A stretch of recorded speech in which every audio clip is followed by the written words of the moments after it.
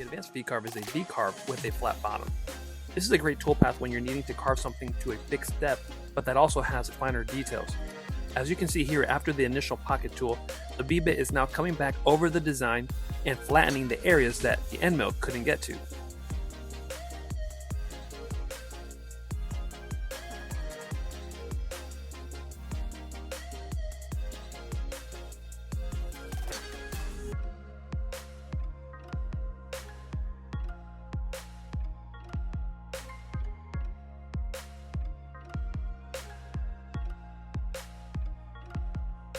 For more CNC tips, make sure to subscribe to the channel. I'll see you on the next one.